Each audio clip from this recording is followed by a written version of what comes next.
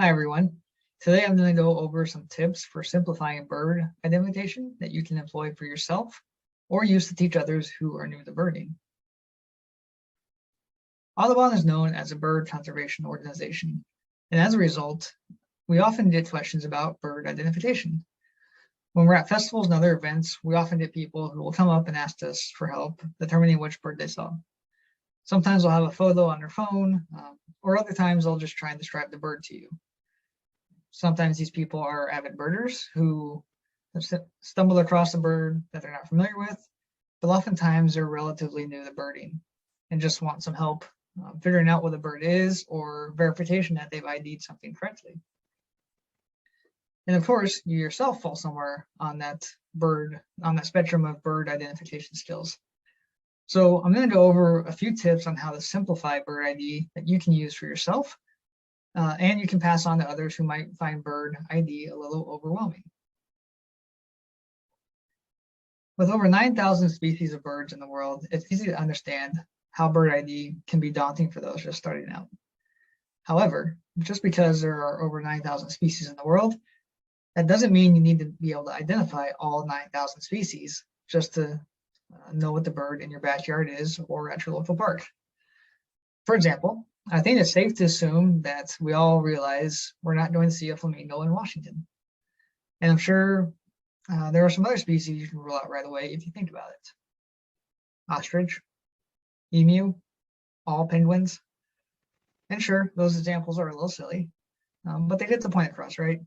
You already have an idea of how to narrow down the species that could possibly be in an area. So today I'm going to give you a couple more tools to help you narrow it down even further, so you don't need to memorize all 9,000 species, let alone even 500 of them. If you're really interested in learning how to identify birds better, the first thing you should do is do the field guide. There are lots of different field guides out there, so I'd encourage you to go to a bookstore or a library and flip through their selections to see how each one is different and what you like or don't like about each. For instance, some field guides have illustrations of birds, while others have actual photographs.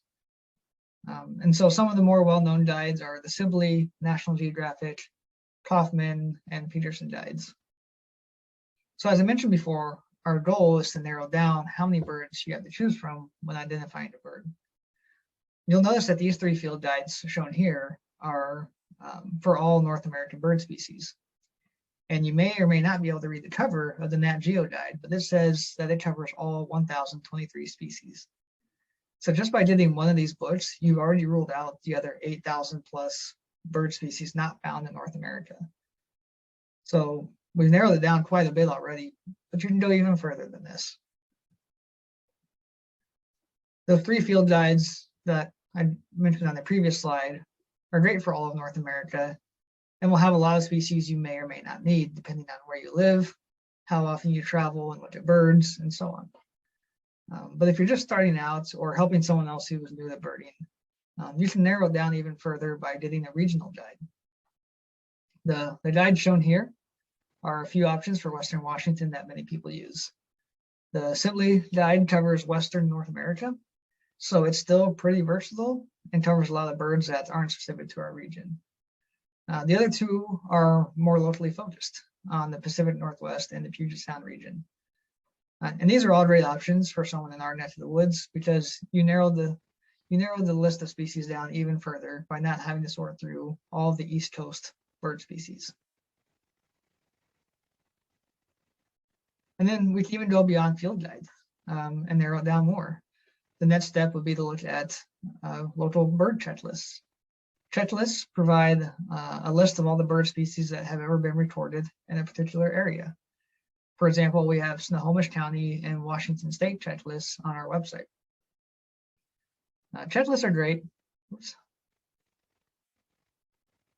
Checklists are great because they provide a simplified view of what you might possibly see in an area without having to flip through a book. And they typically indicate the rarity of each species at that location, which can also help you narrow it down. For example, say you saw a nuthatch in Snohomish County.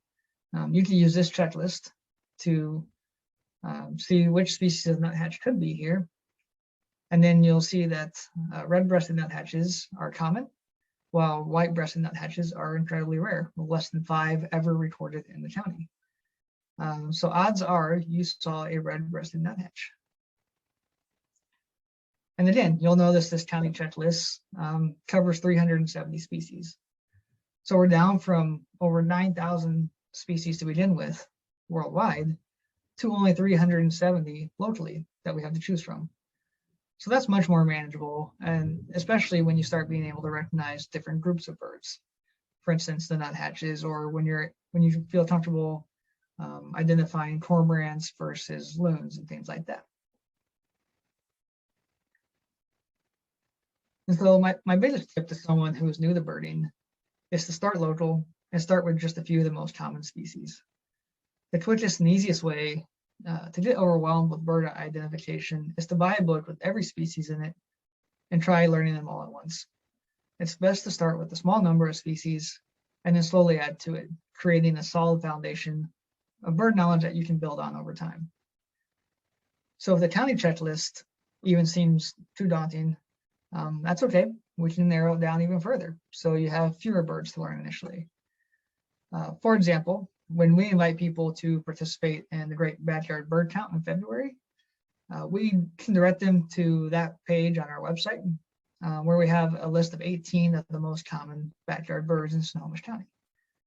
This gives them a manageable number to start with, and most of those species are fairly easy to tell apart. And so there we have field guides and checklists that can help you narrow down potential options for identifying birds. But I do have a couple other tips in addition to those. So these next two tips are fairly intuitive, but I think there's something that we often, we don't always think about, or perhaps we do it subconsciously without realizing we're doing it. And so the first one is just to think about where you are. Are you in your backyard, the parking lot at the grocery store, on the hike in the North Cascades, taking the ferry to Port Townsend? Are you in the Skagit Valley, at Spencer Island? As you learn more about birds and start to recognize more species, you'll start to make some connections in your mind with the habitats that you see them in. For example, a lot of us know that if you see a big flock of white birds in the Skagit Valley, that is probably snow geese, with possibly some swans mixed in. On the other hand, if we see a big flock of white birds in the parking lot at Fred Meyer, it's probably going to be gulls.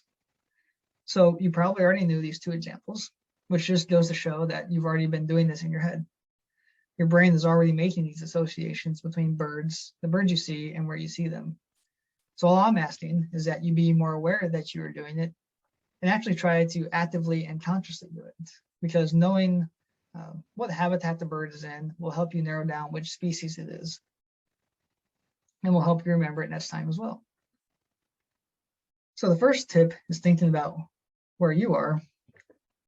And so the second tip is noticing where the bird is. Even within the same habitat, birds will have their own little niche. For example, think about one of our local forests. Where do you typically see spotted tobies or dark-eyed juncos? Pretty close to the ground, right? Those species like to stay in the understory, and you'll rarely see them more than 10 or 15 feet above the ground. What about black-capped chickadees or golden-crowned kinglets? Where do you typically see those? Up high in the canopy and rarely on the ground. So when we think about habitat, we need to remember it's not just horizontal, but it's also vertical. And by noticing where the bird is in the habitat, that can help us narrow it down even further as well. And so there are a lot of great online resources out there as well that can help you with bird ID. One of the best out there right now is an app called Merlin. With this app, you can describe what the bird looks like or upload a photo, and it will tell you which species it likely is or a few that it could be based on your location and time of year. They've also added a feature on that app recently that allows you to record a bird, and it will identify the bird from the song. And then there are other apps out there very similar to Merlin, such as iBird, and Audubon has its own app as well. Like the field guides I mentioned earlier, you just kind of have to see which one you personally like best. And I'd also like to mention eBird is a great way to keep track of the birds you see. That's more of a data intensive app that helps scientists and conservationists collect data. BirdWeb is a good local resource that's hosted by Seattle Audubon and is focused on Washington birds specifically. And kind of nice thing about that is they'll show you their ranges and show you what time of year they're in what part of the state. Really helpful for our migratory birds. And then the All About Birds and Macaulay Library are from the Cornell Lab of Ornithology, which also created the Merlin app. And those are just really great resources if you want to learn about birds, or if you want to look at photos of birds. They have a really large library of photos and songs that you can browse through as well. And then my last tip is to go out birding with other birders. Join us on the field trip and learn from other birders what is commonly seen in a certain area or at different times of the year. And so I use this photo here for a reason. Shorebirds are notoriously difficult to identify, even for experienced birders.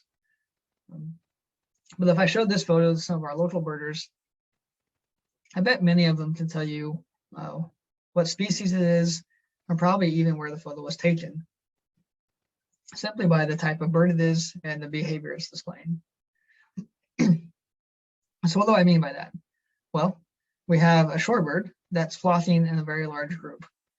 In our area of Washington, there tends to be one species that does this commonly at one location. Excuse me, and that is the Dunlin at the Skagit Wildlife Area. And so my point is that this may be a very difficult bird to identify on your own when it's flying around in large flocks. But if you spend some time with other birders, they can help clue you in to some of the local birds and their typical behaviors. And as the saying goes, experience is the best teacher.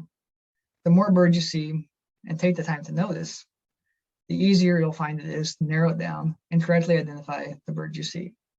So with that, I hope you get out there, look at as many birds as you can, and have fun doing it. Thanks so much.